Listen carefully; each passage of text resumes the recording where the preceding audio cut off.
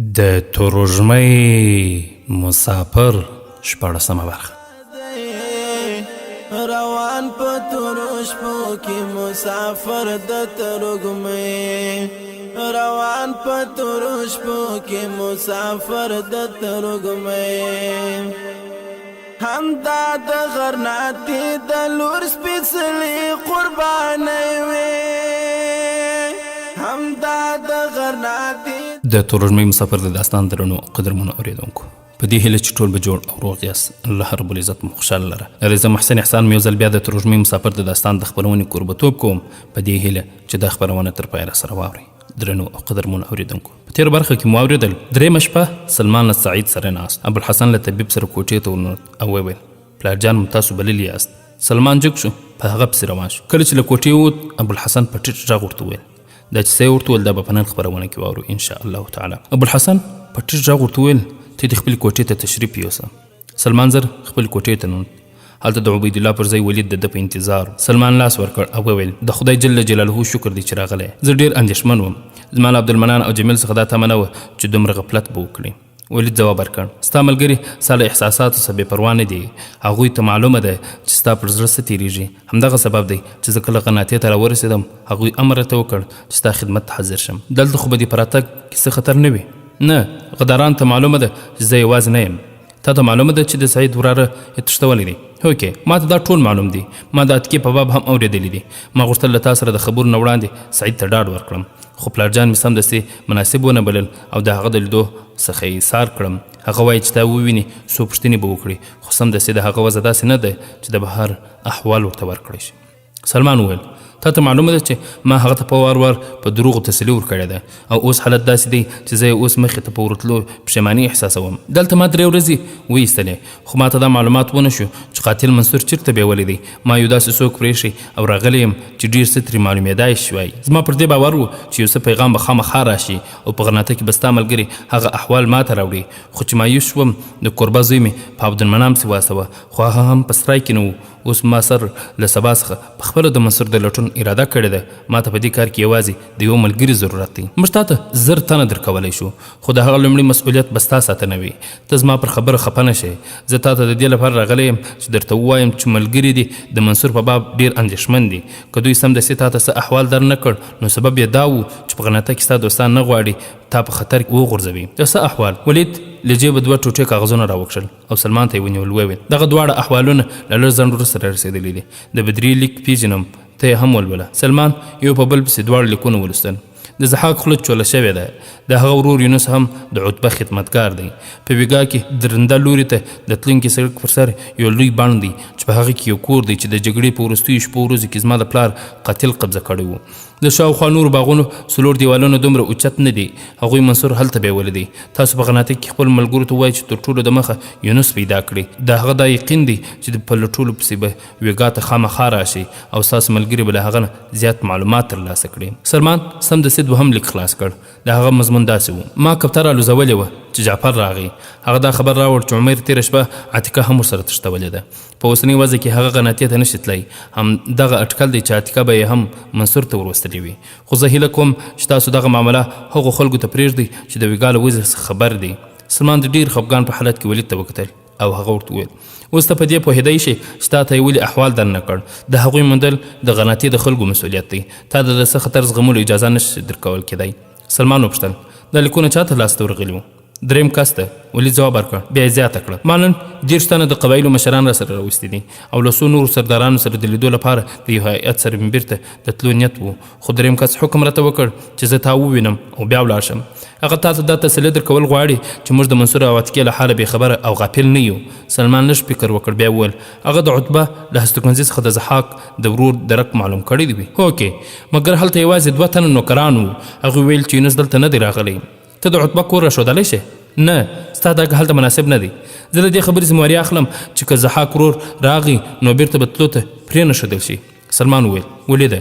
دغه وضع زما له زغم څخه وتلې ده. کله چې سعید وینم او په هغه او دغه خبره ډاډ ورکوم نو خپل ضمیر مې ملامتوي. زه تا ته دا نشم ویلی چې د منصور او عتیقې په خاطر د خپل ټولنیز مسؤلیت څخه مخ واړوئ، خو د هغوی په څیر زه هم یو فرد یم. که زه په خپله سرشن نه د حمید بن زهره د لمسي او یا یوه مجاهد د لور عزت وساتلی شم نو دا سودا به راته ګرانه نه وي. که تاسو د ترکانو د سمندري قواو د امیر لپاره کوم هیئت لیږئ نو هغه زما څخه پرته هم استولی شي. زه د دې هیئت مشر ته معرفي خط ورکولی شم او دا هم ورته ویلی شم چې په کومه نیټه په کوم ځای کې د کښتۍ د راتلو انتظار وکړي. ولید وویل د جیل پر بدلون د بندیانو په وضع کې بدلون نه راځي. نن منصور او عتیقه د دشمن په بند کې دي. که سبا ته تاسو له ویګا څخه غرناطې ته راولئ او څو ورځې یا څو هفتې وروسته غرناطه بیرته د دشمن په لاس کې وځي نو پر دې به ستاسو ډاډ حاصل شي. د منصور په څېر په لکونه هلکان او د عتیقې په څېر په لکونه لوڼې به نیول شوي سیمو کې د دشمن د ظلمونو سره مخ وي. سلمان وویل کاشکې ما په لکونه ځله ساور کړی وای او د هر منصور او د هرې عتیقې لپاره یو ځل مړ وای. د ولید سترګې راډک شوې او تر لږ ځنډه یې هغه ته کتل.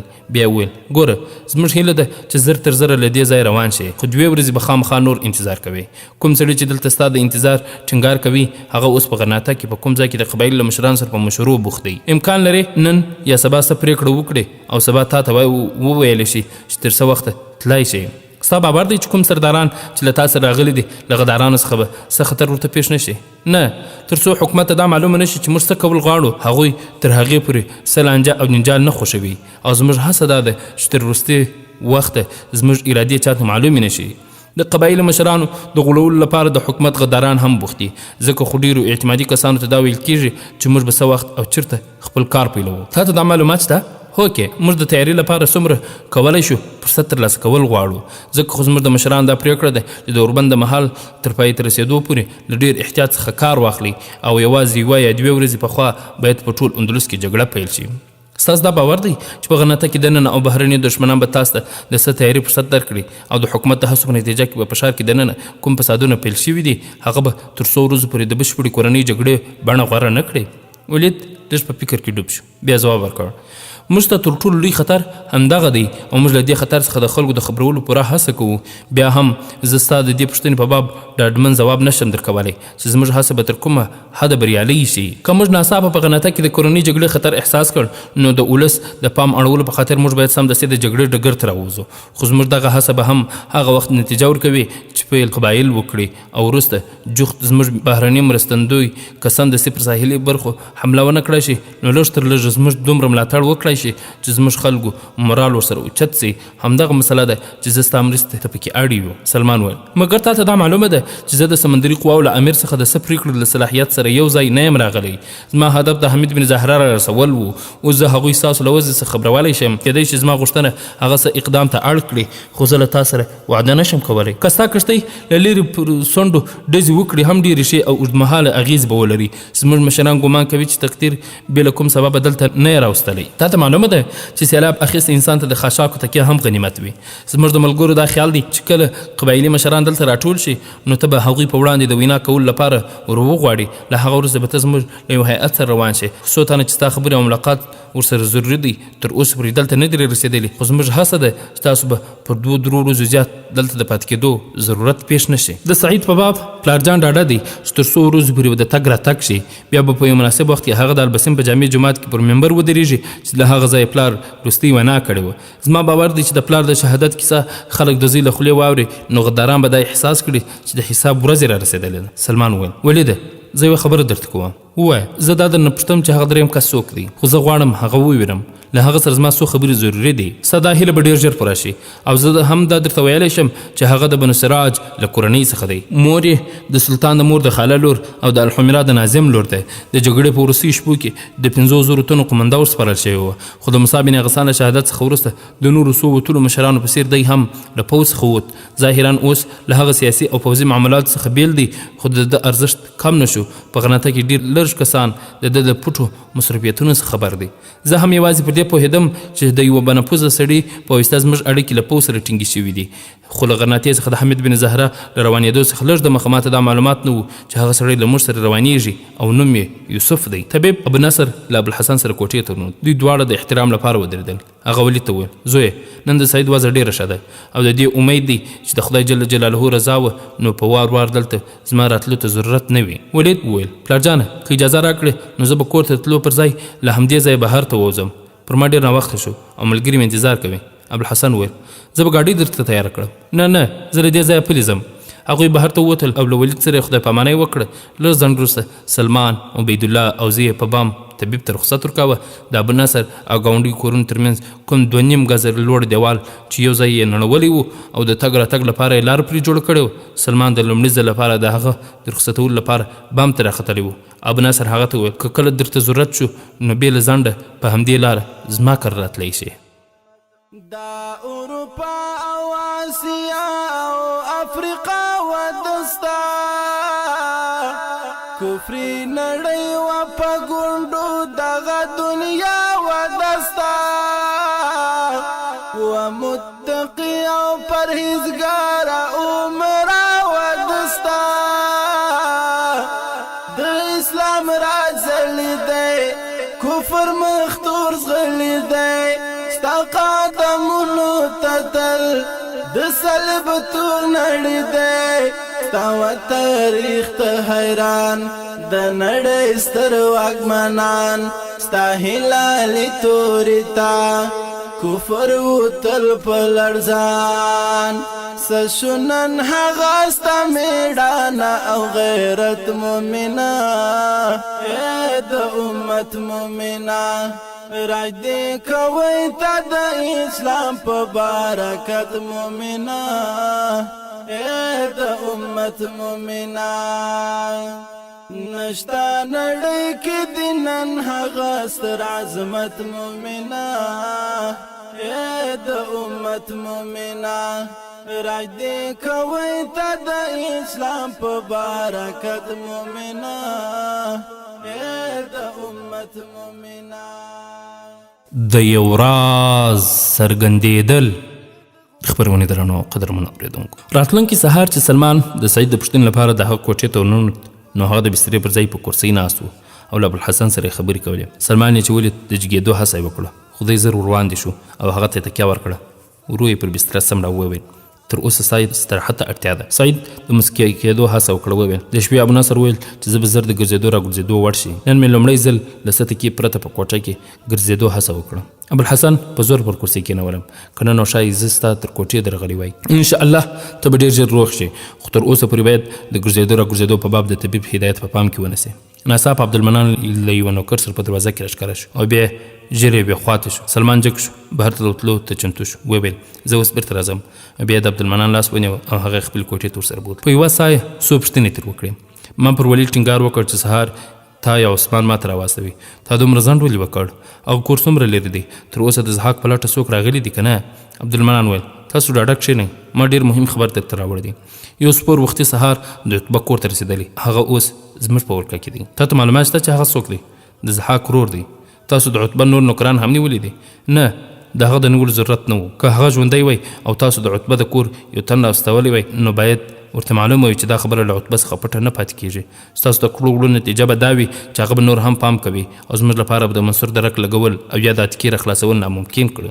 ځکه خو ما غوښتل زه په خپله هلته باید تللی وای. عبدالمنان په ډاډ ځواب ورکړ. د عتبه په کور کې یوازې 2 تنه نوکران وو. هغوی د زحاق د ورور له نیولو څخه خبر نه دی. کله چې ټوله کیسه واوري نو ډاډه به شي. د زحاق ورور یونس د شپې په وروستۍ برخه کې هلته راغی. د عتبه نوکران دننه ویده وو. بهرنۍ دروازه تړلې وه. هغه له آس څخه پلی شو، لومړی دروازه وټکوله او بیا یې په پوره زور دروازه ټېله کړه. چیغې یې وکړې خو دننه څخه یې څه ځواب وانه ورېد. ما یو بل ملګري ته زر دا هدایت وکړ چې شاوخوا رضاکاران خبر کړي. په خپل له عثمان سره کوڅې ته ووتم. د یونس پام میزان پلو ته واړوه او ویې ویل ګوره وروره، شور او زوږ هېڅ ګټه نه لري. ستا ملګري به د لمر راختو د مخ راویښ نه شي. که د دروازې خلاصول ضروري وي نو دغه هلک له یو دیوال څخه اوښتلی شي. هغه زما څخه مننه وکړه. عثمان د ده په اوږو ودرېد او پر دیوال وخوت. دننه کوز شو، دروازه یې خلاصه کړه. هغه زر دننه وت او په دومره زور یې د نوکران د کوټې دروازه ورټېله کړه چې هغوی په چیغو او فریاد بهر ته راوتل. د هغوی د راتلو او ګواښلو څخه وروسته د ده لومړۍ پوښتنه د زحاق په باب وه. هغوی ځواب ورکړ چې ستا ورور له هغه سره یو ځای تللی دی او بیا مو نه دی لیدلی. لږ ځنډ نور له هغوی سره په خبرو اترو کې موږ ته معلومه شوه چې هغه کوټوال ته د کوم مهم پیغام لپاره ورځي او بیا بیرته راګرځي. موږ له هغه ځایه لرې شو او د څو دقیقې وروسته هغه د کوڅې یو سر ته ورسېد. هغه وخت یې د خطر احساس وکړ چې د 4 تن رضاکارانو ترې په یو وخت د هغه په سینه او ګیډه او په پشتۍ ولګېدې. یو ځوان د هغه غاړې ته کمند ور واچولو او عثمان د آس جلب ونیو. اوس هغه زموږ په لاس کې بندي دی. سلمان زه راپورټ شو راځه چې ځو. چېرته؟ زه دغه سړی لیدل غواړم. نه ته سمدستي هلته نشې تللی. زما هدف تا ته دا ډاډ درکول و چې زموږ له خپلو مسؤلیتونو څخه غافل نه یو. ما ته ولید دا ویلي وه چې ته ډېر پریشانه یې ځکه خو زه سهار وختي باید ستا خدمت ته راغلی وې. خو هغه دا ټینګار هم کړی و چې لږ تر لږه به 2 ورځې نور هم ته انتظار کوې. هغه تا ته د یوسف په باب خبره کړې ده او ته باید د هغه په ذهانت او مسؤلیت پیژندنه اعتماد ولرې. ما دا ټولې پیښې هغه ته په لیک کې ولیکلې او وامیستولې او زما باور دی چې هغه فارغ شي دې مسایلو ته به پام وکړي. سمدستي هغه ډېر مصروف دی. که تاسو په دې مسله کې صحیح هدایت راکوئ نو زه به ډېر ګړندی عمل پرې وکړم. ستا مقصد له دې پرته بل څه کیدای شي چې موږ د ضحاک ورور مرسته اړ کړو او دا کار ما ته مشکل نه ښکاري چې هغه د خپل ورور د ځان ژغورنې په خاطر د عمیر او عتبه غوندې خلکو وژلو ته هم چمتو شي. سلمان پوښتنه وکړه تاسو هغه ته ویل چې ضحاک زموږ په لاس کې بندي دی؟ هو کې ما هغه ته دا هم ویلي دي چې که ته زموږ سره مرسته وکړې نو د ورور ژوند ژغورل کېدای شي. په عامو حالات کې هغه شاید زما په خبر باور نه وای کړی خو چې کله عثمان د ضحاک د څېرې جامو او قد او د آس نقشه ورته ویلې او نو د ده رنګ وتښتېد او چیغې یې کړې د خدای لپاره ما ضحاک ته وروړئ. زه یوازې هغه ژوندی لیدل غواړم بیا به زه ستاسو هرې خبرې منلو ته چمتو شم. ما ځواب ورکړ چې ضحاک دلته نشته. موږ اندېښنه وه چې عتبه او د هغه ملګري به د خپلو ګناهونو د پټولو په خطر ووژني ځکه هغه موږ داسې ځای ته رسولی دی چې عتبه او نور جنایتګاران له ولکې لرې وي. که تاسو زموږ سره مرسته وکړئ نو د هغوی د کسات څخه ستا او ستا د بډا پلار د ژغورلو ذمواري هم اخلم. که نه نو دا امکان نه لري چې ته بیا هغه ووینې. هغه تر لږ ځنډه په فکرونو کې ډوب شو. بیا پوښتنه وکړه تاسو په څه خبره کې زما مرسته غواړئ؟ ما لږ په توندې لهجه ځواب ورکړ. احمقه ته په هر څه پوهېږې. ته د پریدان د هغه جاسوس خدمتګار یې چې په یوګا کې یو کشر هلک او یوه عزتمن نجلۍ بندي کړي دي. ستا ورور موږ ته هر څه ویلي دي او هغه پر دې پوهېدلی دی چې زه د هغو بندیانو د 21 په بدل کې په سلګونه کسان وژلی شم. د پریدان جاسوس به په قصله او یا ارغون کې پناه واخیستلی شي خو تا ته به په اندلس کې د هیڅ یو ګوټ هم د امن ځای نه وي. هغه وویل په خدای جل جلاله سوګند چې هغوی کله هغه ماشوم راوست زما ورور ورسره نه و او د هغه ځوان نجلۍ په راوستلو کې هم د هغه لاس نه و. هغه یو نااشنا او د هغه 3 نوکران راوستل. نجلۍ او هلک یې په سنې پول کې په جلا جلا کوټو کې واچول او هغه ناشنا سړي چې د عتبه د دوست په نامه ونه پېژند یوه ورځ یې په حجره کې تېره کړه. سبا ته یې زولنې ور واچولې او په یوه زیرزمیني کوټه کې واچوله. زما خور چې د هغوی په کور کې کار کوي د دې سبب دا باله چې عتبه سهار سنټاپي ته لاړ او د کور ښځو او نوکرانو ته امر وکړ چې د بندیانو سخته څارنه وکړي او چاته د هغوی سره د خبرو اجازه مه ورکوئ. میلمه 3-4 ځلې نجلۍ ته ورتلو هڅه وکړه خو نوکرانو هغه ایثار کړ. ماپښین مهال هغه یو ځل بیا هڅه وکړ او نوکرانو ته دا ګواښ وکړ چې کله مو هغه بیرته راشي نو سرمن به مو وباسي. زه په دې کور کې بندي نه یم، میلمه یم او انجلۍ زما د کاکا لور ده. زه یوازې د احوال پوښتنه کوم. د عتبه مور او خور د دې خبرې اورېدلې او هغه ته د پاس تلو اجازه ورکړه. بیا چې کله هغه کوټې ته نو نجلۍ لومړی هغه ته ډیکا ورکړه بهر یې ویست او بیا یې کرسۍ راپورته کړه او پر سر یې د وهلو هڅه وکړه. د هغه د کاکا زوی کرسۍ ترې واخیستله او 2 لاسونه یې ونیول. زما خور او د کور 3 ښځو له بهر څخه دغه ننداره کوله. هغه ویل عتکې د خدای لپاره زما خبره واوره او هغه به ډېر زور چیغې وهلې بې غیرته دا زما د پلار او مور د قاتل کور دی. زما له مخې لرې شه. زه له تا سره تر خبرو مرګ غوره بولم. کله چې هغوی جګړه کوله په بله کوټه کې نږدې هغه هلک د دروازې د ماتولو هڅه کوله. بیا ناڅاپه عتبه راورسېد او 100 دقیقې وروسته د هغه نوکر هغه میلمه زیرزمینۍ ته کشولو. سلمان پوښتنه وکړه تاسو له هغه پوښتنه وکړه چې کوټوال ته هغه څه پیغام راوړی و؟ عبدالمنان له خپل جیب څخه 2 کاغذونه راویستل. هغه ته یې ونیول او وویل موږ لومړی د هغه تلاشي واخیسته او دغه کاغذونه ورسره راووتل. یو د حکومت د ځانګړي اجازه لیک دی چې درلودونکی یې هر وخت کولی شي له ښار څخه ووځي او دروازه ورته خلاصوي او دا د هغه لیک نقل دی چې د بندي په وینا عتبه کوټوال ته راستولی دی. ته یې پخپله ولولم. سلمان زر لیک ورست چې مفهوم یې داسې و تاسو سمدستي صدر اعظم ته ورشئ او ورته ووایئ چې فریدان له پرون راهیسې د خپل احوال د ځواب په انتظار دی. تاسو باید سمدستي سنټاپي ته لاړ شئ. اوس له باغیانو څخه زموږ هېڅ خبره پټه نه ده او هغوی د کوم کلک انتقامي حرکت لپاره د مناسب فرصت په انتظار دي. سمدستي د غناتې د راتلونکي پرېکړه زموږ په لاس کې ده خو باغیانو ته زیات مهلت ورکول په سخت خطرناک وي. موږ سعید پیدا نه کړی شو. هغه غالبا په غرونو کې پناه اخیستې وي او ښایي ملګري هم هلته ورغلي وي خو که لوی وزیر پر وخت څه ګام اوچت کړي هغوی به موږ ته د څه اندېښنې سبب نه شي. سلمان خفه شو وویل تاسو خپل مشران ته د دې لیک احوال ورکړی دي؟ هو کې تر اوسه به د دې لیک خبر یوسف ته هم رسېدلی وي، خو زموږ د هغه معلومات نشو اضافه کولی ځکه چې ابوالقاسم چې سنټیاپي ته روان شوی دی. څه وخت؟ نږدې 1 ساعت وړاندې. زه چې تا ته راتلم په لاره کې خبر شوم چې د غدارانو زیات شمېر مشران له هغه سره د خدای پامنۍ لپاره په دروازه کې ولاړ وو او د هغه ډنډوري چې ځای ځای د اعلانونه کول چې لوی وزیر د نورو اسانتیاوو د ترلاسه کولو لپاره سنټیاپي ته روان شو، ځکه خو د هغه د بري لپاره دعاګانې وکړي. تاسو باید پریشانه نه شئ، هغه څو ځلې سنټیاپي ته تللی، زموږ د هغه په باب هېڅ خوشباوري نه لرو، بیا هم دا امید لرو چې تر څو د ولس په باب پوره ډاډه نه شي د کوم ګام اوچتولو جرأت ونه کړي. اوس ماته اجازه راکړه. سلمان په پرېکنده ډول وویل زه هم له تا سره ځم. چېرته؟ یونس ته. عبدالمنان پریشانه شو وویل مګر ما ګمان کاوه چې اوس به ستا ډاډ حاصل شوی وي. سلمان وویل که د عتیقې خبره تر عمر پورې محدوده وای نو ما به دا ګڼله چې هغه یې د کاکا لور دی او دی به د بېغیرتي او بېحیې له یوه حد نه وړاندې نه ځي، خو اوس دا د کور د یوه سپي څخه د ځان ژغورنې په هڅه کې د ځنګل د یوه خونړي لیوه په پنجرو کې لوېدلې ده. عتبه یوازې د قصلې جاسوس نه بلکې د عتیقې د پلار قاتل هم دی. اوس به هغه پر بلو سکروټو ولاړه وي او خپلو ورونو غیرت ته چیغې وهي او زه خپل غوږونه نشم بندولی. هغه زه د حمید بن زهره د ځان ژغورلو په خاطر قرناطې ته راوستولی وم. هغې د حمید د ټیپې زوی د خدمت په خاطر د کور پرېښودلو خطر قبول کړ او اوس د حمید بن زهره د لمسي د ژوند ژغورلو په خاطر د خپل پلار د قاتل منګولو ته لوېدلې ده. په خدای جل جلاله سوګند زه دا په داسې حال کې نشم پرېښودلی. نن ښایي زه د دې مرسته وکړی شم، خو سبا ته که عتبه هغه سنټیاپي یا کوم بل ځای ته واستوله نو امکان لري چې څو میاشتې د ځمکې چاڼ کولو وروسته هم ورونه رسېدی شم. تاسو یوسف ته ویلی شئ چې تاسو د سمندري قواو د امیر حضور ته د هیئت لاسولو څخه بله خوا ما دلته حاضر واخلئ، که نه نو دغه خلک زما څخه پرته هم تللی شي. که زه بیرته راستون نه شوم نو دوی امیر البحر ته دا خبر ورکولی شي چې ستا یو ملګری د یوې داسې نجلۍ پر عزت قربان شوی دی چې هغه ته په لور او خور ویلو به ترک ویاړ کوي. عبدالمنان په چوپه خوله سلمان ته کتل او د سترګو په پرده ورو ورو د اوښکو پردې راغوړېدلې او بیا وویل زه له تا سره بحث نه کوم. اوس ما باور دی چې که یوسف هم دلته وای ستا د ایسارولو هڅه به یې نه وای کړې. رضا زه ستا د بري لپاره دعا کوم، خو ته سمدستي باید د عتبه پر نوکر اعتماد ونه کړې. امکان لري ویګا ته په رسېدو د هغه نیت بدل شي. دا پرېکړه زه هغه وخت کولی شم چې هغه ووینم. زما باور دی چې هغه به ماته دوکه رانه کړی شي. ډېر ښه راځه. سلمان جګ شو او وویل ودرېږه زه مې آس تیار کړم. نه اوس آس ضرورت نشته، زه چې کومه ګاډۍ کې راغلی یم هغه له دروازې څخه بهر ولاړه ده.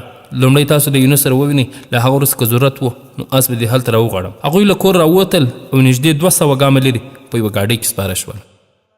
هغه طارق هغه موسی ابن نصر دس شو، ها قتيبة ابن مسلم پشان امیر دس شو، دا محمد ابن قاسم دزړونو میر دس شو، چې اندلس و داستان د خراسان د فضا د چنکاش غرا پوری همو د هند شاوخوا د امویانو دولت د اسلام وستر عزت هغه عمر الثانی و تل خادم د ملت و پدا وقت د امویانو سلطنت مومنه د امت مومنه راج دی کوي تا د اسلام په برکت مومنه د امت مومنه نشتا نړۍ کې د نن هغه ستر عظمت مومنه د امت مومنه راج دی کوي تا د خپرونې درنو قدرمنو اورېدونکو ګاډۍ د یوې تنګې کوڅې په مخ کې ودرېده او هغوی تر پلي شول او کوڅې ته ننوتل. لږ وړاندې چې ولاړل عبدالمنان د یو کور دروازه درې ځلې له لږ وقفې وروسته وټکوله او یو وسلوال ځوان دروازه خلاص کړه. بیا سلمان په عبدالمنان پسې کور ته ورننوت. یوه دقیقه وروسته هغه د کور په شانتنۍ برخې کې په یوه کوټه کې د یونس په مخ کې ولاړ و.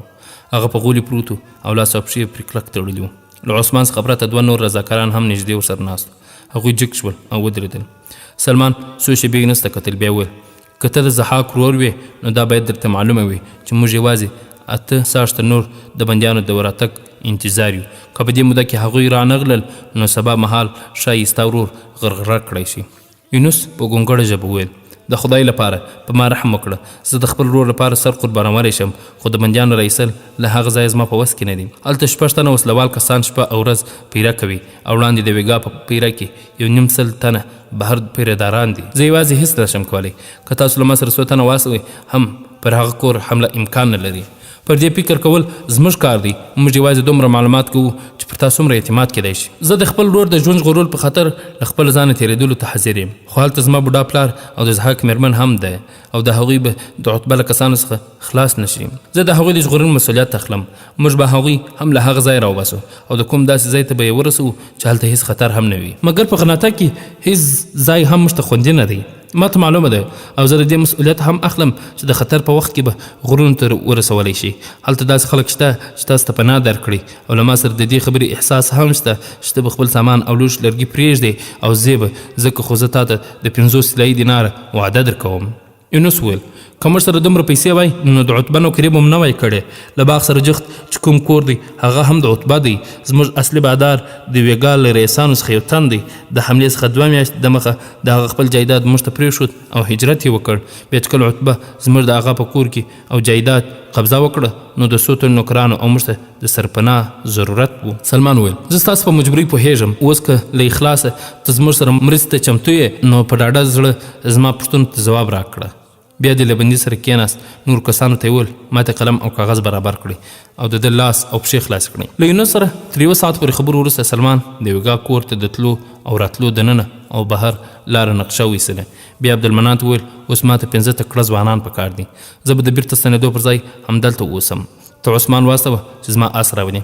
عبدالمنان ځواب ورکړ سیب زه 20 تنه سرشندویان درته برابرولی شم خو ستاسو ویګا ته نشئ تللی. سلمان ځواب ورکړ د دې پروګرام لپاره یوازې 15 تنه بس دی او ما دا نه دی ویلي چې زه به همدا اوس ویګا ته روانېږم. که د سنټاپي لاره تر لمر لوېدو پورې خلاصه وي موږ به د مازدیګر له لمانځه وروسته د لوېدیځې دروازې څخه ووځو. خو دا ضروري ده چې تر هغه وخته دغه نقشه او زما هدایت زما د ملګرو په ذهن کې ښه کښېني. تاسو هغوی د ګړندي اسونو بندوبست هم وکړئ. یو ځوان وویل جنابه زه ستا په وړاندې د دې ادعا نشم کولی چې ښه سپاهي یم خو دغه نقشه مې ښه یاده شوه. زه ستا د ملګرو په اړه ویلی شم چې تا به مایوس نه کړي. که تاسو اجازه راکوئ زه به هغه مجاهدین راولم او د دې خبرې مسؤلیت اخلم چې دوی به په هر ازمایښت کې پوره وخیږي او له هغوی سره خپل اسونه هم شته. سلمان عبدالمنان ته وکتل او هغه وویل ته پر دې ځوان اعتماد کولی شې. سلمان رضاکار ته وویل ډېر ښه ته ولاړ شه او زه د بیرته راتلو هڅه وکړه. ځوان جګ شو او بهر ته ووت. سلمان تر ډېره نقشې ته کتل او په قلم یې پر هغه نورې کرښې ایستلې او د نقشو په لګولو بوخت و. بالاخره عبدالمنان ته وویل ستا دا باور دی چې موږ تر ماښامه بېله څه ځنډه له لوېدیځ دروازې څخه تېرېدی شو؟ هوکې د سنټاپي لاره تر ماښامه خلاصه وي او که تګ راتګ دوام ولري پیرهدار تر څه ځنډه وروسته هم دروازه پرېږدي. خو که کوم خلک چې په ګاډۍ کې سامان راوړي هغوی معمولا تر ماښام دمخه بیرته رارسېږي. سهار وختي پر دروازه ډېر بیروبار وي ځکه خو ځینې سوداګر د وخت د تېرېدو په خاطر خپل بارونه له ماښام څخه دمخه اړوي او خپلې ګاډۍ له ماښام څخه دمخه له دروازې څخه بهر ته باسي او شپه بهر تېروي. هلته د کوچوانانو لپاره د شپې لخوا د ساز او نڅا محفلونه هم تاودوي. سلمان وویل دا ټولې خبرې ما اورېدل دي. ته یوازې زما د خبرو ځواب راکړه. تا د به بهر وتو کې څه ستونزه نشته. زموږ ملګري به هلته نږدې وي. یوازې د دې خبرې خطر دی چې کله 6 تنه وسلوال کسان پر اسونو سپاره له هغه ځای ووځي نو هغوی به زموږ د دښمنانو او زموږ د حکومت د جاسوسانو له نظره پناه نه شي. بیا به تا ته یوه بله ستونزه جوړ شي. د ویګا په لوري لاره چې د سنټاپي له سړک څخه جلا شوې ده هغه 2 میله لرې ده. تر هغه ځایه د رسېدو نه وړاندې د دښمن لومړی پیره مخ ته راځي. تا څنګه دا خیال کړی دی چې موږ د شپې له سړک پرته سفر نشو کولی؟ موږ به له ماښام څخه دمخه یو له بلې دروازې څخه ووځو او دروازې ته نږدې به چېرته له سړک څخه کوز شو او په سلونو ته به ننوځو. له هغه وروسته به یونس زموږ د لارښود وي. څنګه یونس صحیح ده؟ بالکل صحیح دی صاحب. سلمان عبدالمنان ته وویل اوس زه تا ته دا ویل غواړم چې موږ په وسلوال نه روانېږو. خنجر له ځان سره ساتلی شو خو د نورې وسلې تېرولو ذمواري به له دروازې نه هغه کوچوانو ته سپاري چې په ګاډۍ کې پر وښو راوړلو برسېره به ډېر نور کارونه هم پوهېږي. عثمان له دروازې سره نږدې ناست و چې د ګاډۍ نوم یې واورېد سترګې وځلېدې. سلمان ومسکل وویل عثمانه زما په مطلب وپوهېدې؟ هوکې خوښه له بهر څخه غرناطې ته رالیږل کېږي له دې ځایه بهر ته نه وړل کېږي. سلمان وویل ته به د غنمو د راوړلو په پلمه بهر ته ولاړ شې او زموږ وسلې به په تشو تشو بوریو لاندې غیلې کړې. او رښتیا ما ته د 10-12 ګزه رسۍ اړتیا ده. ستا هغه به پر ګاډۍ د سوداګرۍ یو څه سامان هم بار کړي. ته به زموږ تر شا راځې او خپله ګاډۍ به له نور څخه لږ لرې دروې. موږ به د نندارچیانو په څېر هلته دلته ګرځو او په مناسب وخت کې به خپلې وسلې واخلو او روانېږو به. عبدالمنان وویل زه له عثمان سره یو بل سړی هم استوم، هغه به د وسلو غوټه ورسره واخلي او مناسب ځای ته به یې ورسوي. سلمان وویل چې موږ له دې کار څخه وزګار شو، د شپې مهال به د دروازې د خلاصولو لپاره ستا مرسته اړ یو. تاسو به ما د هرکلي لپاره حاضر وګورئ او پر ما برسېره به هلته ستا نور مرستندوی هم وي. له دروازې نه بهر به هم څو رضاکاران ستاسو انتظار کوي. سلمان وویل کله ویګاس څخه څوک په موږ پسې راغلل نو امکان لري چې موږ د جنوبي دروازې لوري ته مخه کړو. زموږ ملګري به هلته هم ستاسو هرکلي ته موجود وي. تاسو پیرهدارانو ته یوازې دومره ووایئ چې تاسو د هشام ورور یاست، هغوی به سمدستي دروازه خلاص کړي. هشام څوک دی؟ هغه یو پرزین نوم دی. پیرهدارانو ته به د پوځ لخوا دا امر واستول شي چې د هشام د ورور او د هغه د نورو ملګرو لپاره دروازه خلاص کړي. راځه عثمانه، تر اوسه نور ډېر کارونه دي چې باید سر ته یې ورسو. عثمان وپوښتل صاحب از همدا اوس راولم؟ نه، هغه تر ماپښینه پورې همهلته پرېږده، خو له دې څخه وړاندې زما کوربه او د هغه ګاونډي ته دا ویل ضروري دي چې زه په یو مهم کار مصروف یم، خو هغه ته اوس دا ویل ضروري نه دي چې زه چېرته ځم. عبدالمنان ویل تاسو فکر مه کوئ، هغوی ته د تسلي لپاره به زه پخپله هلته ورشم. عبدالمنان او عثمان جګ شول او له کوټې وروتل او نږدې یو ساعت وروسته د ویګا د عملیات لپاره سلمان خپلو ملګرو ته هدایت ورکول. ماښام یو له دروازې څخه ووتل. سلمان تر ټولو د مخه و، په هغه پسې نه سو او ورپسې نور. په دروازه کې لا د خلکو تګ راتګ دوام درلود. عبدالمنان د پوځ له یو افسر سره خبرې کولې. سلمان هغوی ولیدل او په بې پروایي تر تېر شو. دروازې ته نږدې له آس څخه پلی شو او د خپلو نورو ملګرو انتظار یې کوه. څو دقیقې وروسته هغوی ټول هلته ورسېدل. د عثمان ګاډۍ تر نورو ګاډیانو لرې ولاړه وه. د سړک نه پورې غاړې ته یو ځای څو کسان پر لمانځه ولاړ وو. دوی هم شاوخوا په ولاړو ونو خپل اسونه وتړل او په لمانځه ورشریک شول. له لمانځه څخه چې کله فارغ شول، یو رضاکار په عثمان او د سرای په بل نوکر پسې ګاډۍ لوري ته ورغی او پاتې نور ټول یو او بل خوا سره تیت شول. سلمان یونس د احتیاط لپاره له ځان سره وساته او یو رضاکار مجاهد په دوی پسې له شانه روان و. د دروازې په شاوخوا کې د خلکو ګڼه ګوڼه وه. دوی له هیلې څخه زیاته وه چې د دکاندارانو په خیمو او سپرو کې سملاسي جوړ شو دکانونو کې بې پروا ګرځېدل. د لوړ مقاماتو خاوندان چې تر چترۍ لاندې په عمرو کوچنیو کې ناست وو او ډوډۍ یې خوړله او ځای ځای سازوګانو، سندرغاړو او نڅاګرو دوی د تفریح او ساتیرۍ لپاره د نڅا او سرود مجلسونه توده کړي وو. ناڅاپه چا د سلمان په روژه لاس کښېښود او وویل د ترژمی مسافر داستان درنو او قدرمنو اورېدونکو، دا چې څوک او د سلمان په روژه ولې لاس کښېښود دا به په راتلونکي خپرونه کې واورو انشاء الله تعالی. دا خپرونه ما محسن احسان چمتو او تاسو ته وړاندې کړه. در بیا ستاسو په درانه حضور کې راحاضرېږو. تاسو ټول په الله جل جلاله سپارو. السلام علیکم ورحمة الله وبرکاته. د معتصم بلاد د جوج هغه جذبه در یاد کړه، د یوې خور د مظلومیت کړي کناره در یاد کړه، د صلیب توغ چې شو نسکور ها عمر یې در یاد کړه، ستا باسی خلافات و غیرت خلافات و دا علوم دور هغه علمی خلافات تل و کامیاب عباسیان و د نړۍ اتلان، خو چې مغول شو غالب دا د چنګیز پلویان شولو ټوټه د عباسیانو خلافت مومنه د امت مومنه راج دې کوي ته د اسلام په برکت مومنه.